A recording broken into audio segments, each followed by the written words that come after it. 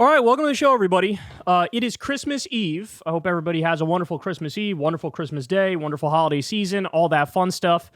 So today is the final show before we go on a little break.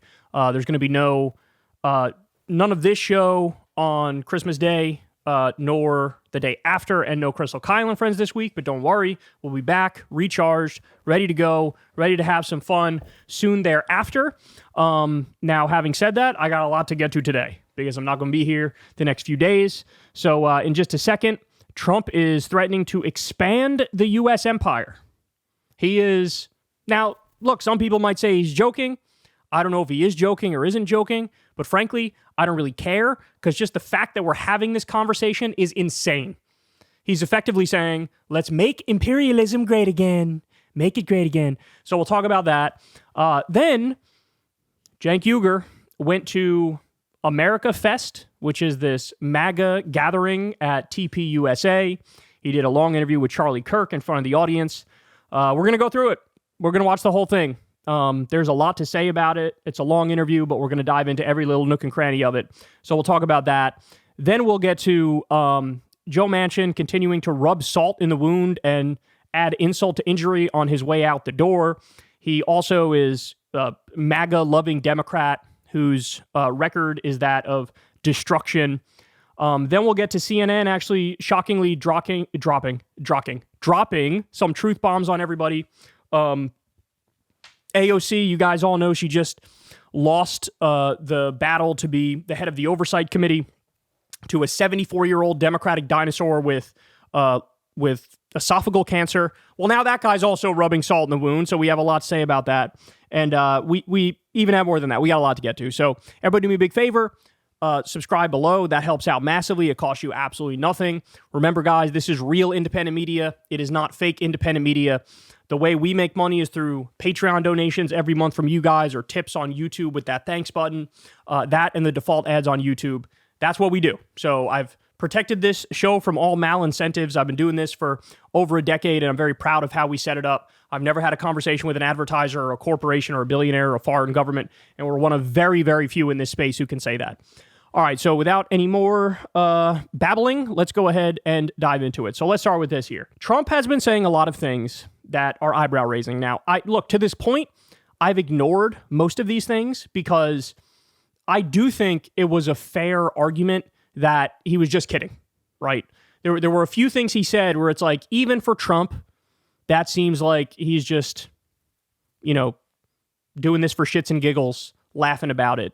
I'm thinking, of course, about making Canada the 51st state, right? Like he was saying that, and everybody's like, ha ha, hee hee, like, okay, that's cute, but you don't actually mean that.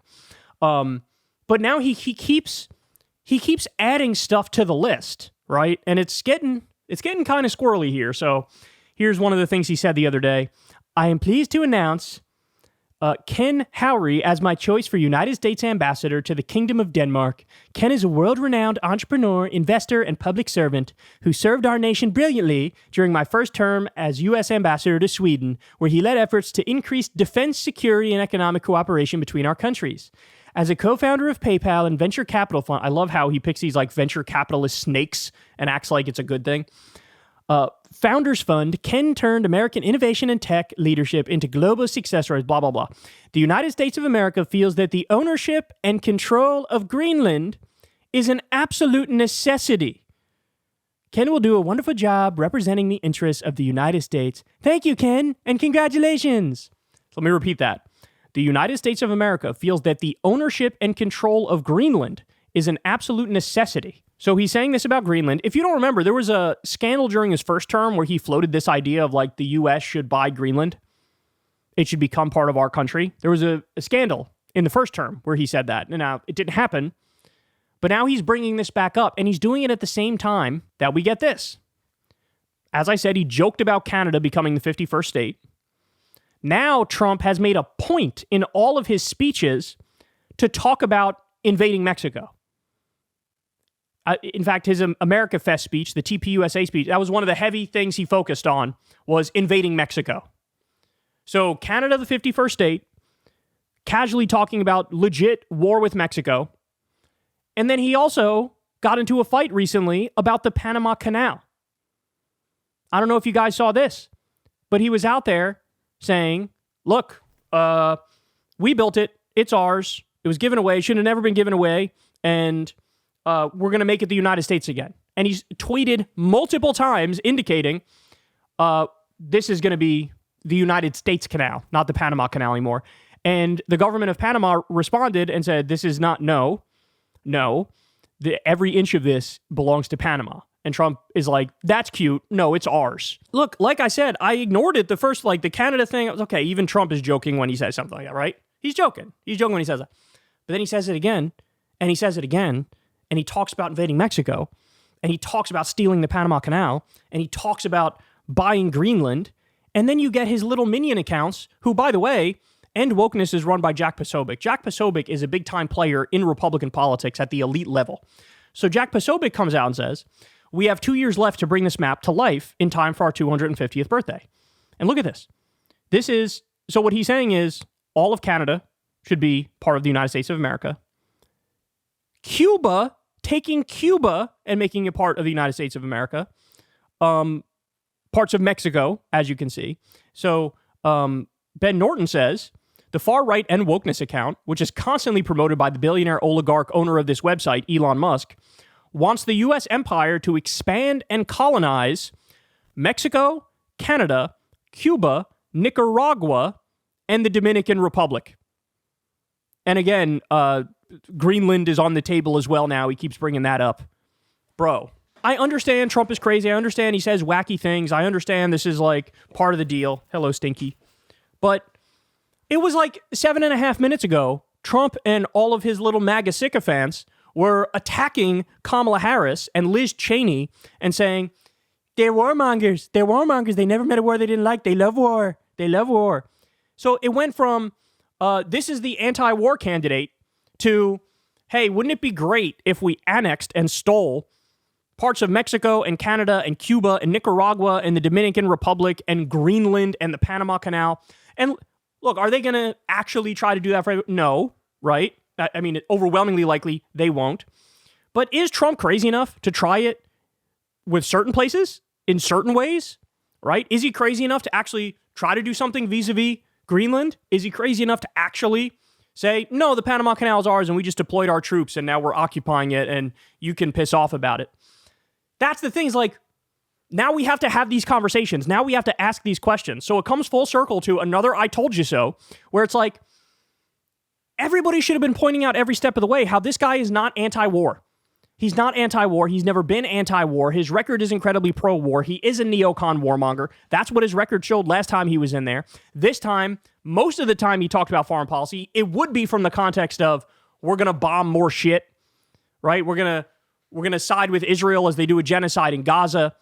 We're going to watch as Israel attacks Iranian nuclear facilities. There was a lot of pro-war stuff said this time, but every time he bothered to utter anything anti-war, everybody should have been there at that point in time to say, this is bullshit. He doesn't mean it. His record was pro-war. And now the mask comes off yet again, right? So again, do I think he's actually, like, we're actually going to expand the empire to this extent? No.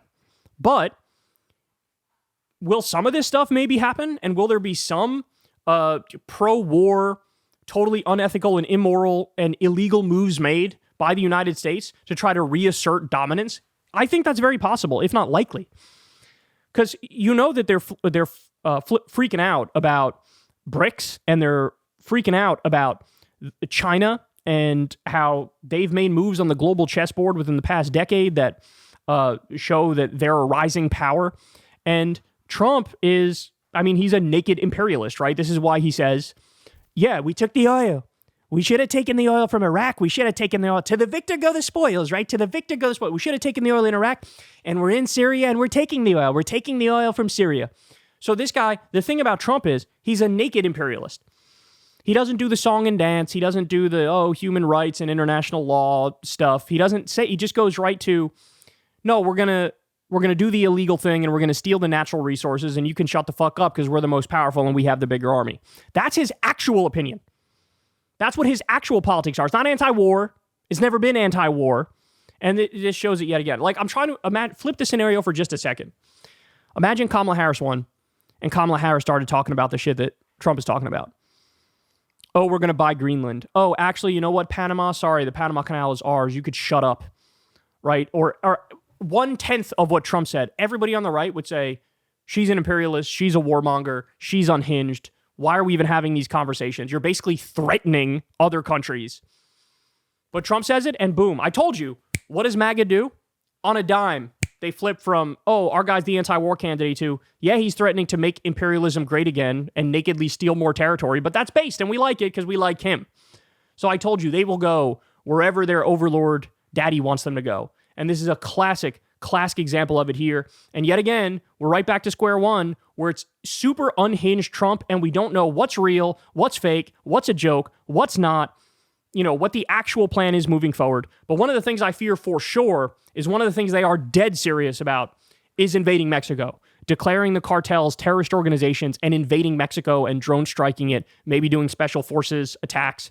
Like, there's a lot of very pro-war, very disastrous, very disturbing things that are on the agenda that they're now leaning into more. And so the rhetoric is getting worse and worse. And this is a great example of it right here. Hey, y'all, do me a favor and like and subscribe. It helps out big time in the algorithm.